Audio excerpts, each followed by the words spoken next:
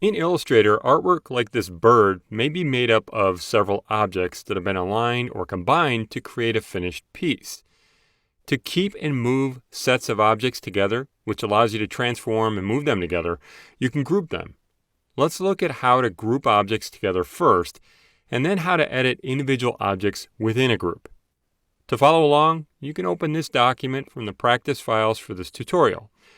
Now to start, you'll group this bird artwork together. So select the selection tool in the Tools panel and click to select the wing of the bird.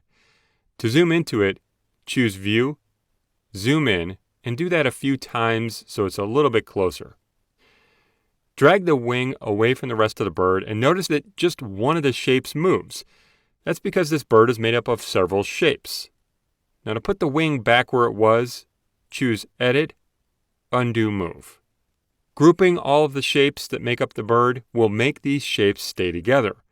Grouping artwork can help keep content organized and make it easier to select artwork, like a logo or this bird that contains several smaller objects. So to select all the bird shapes, press and drag across them. To group them together, click the Group button toward the bottom of the Properties panel on the right. You can group all sorts of content together, even group content within another group. Click away from the bird in a blank area to deselect it. Then click to select that wing again. Notice that all of the shapes that make up the bird are selected. Also notice the word Group at the top of the Properties panel on the right, which tells you it's a grouped object. Grouped objects can be moved or transformed as a whole without affecting the individual objects within the group. To resize this bird group, press the Shift key and drag a corner of the group to scale the bird and make it smaller. When you're finished, release the mouse button and then the Shift key.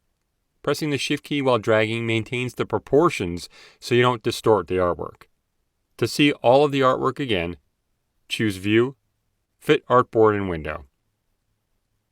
Drag the bird down here so you can put it into its final position.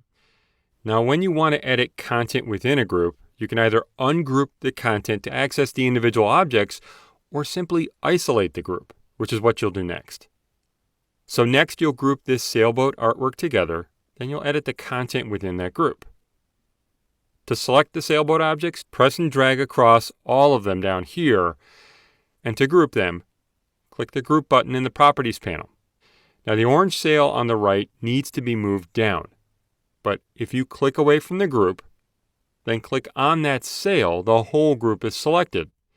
To select one object in a group, you can isolate the group so you can edit the individual objects. Double-click the larger orange sail, and the rest of the artwork is dimmed, meaning you can't select or edit it, and a bar also appears at the top of the document window.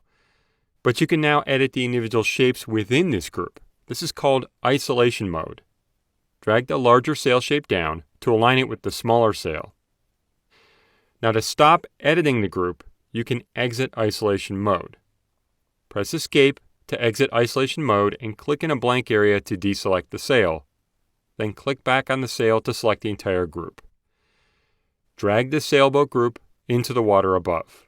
Now the sailboat appears behind this wave shape because the wave shape was created after the sailboat, so it's on top of it. Grouping content can really save you a lot of time by organizing your artwork, making it easier to select, move, and transform artwork that's made of multiple shapes. Now that you have an understanding of grouping, you can organize your artwork how you see fit.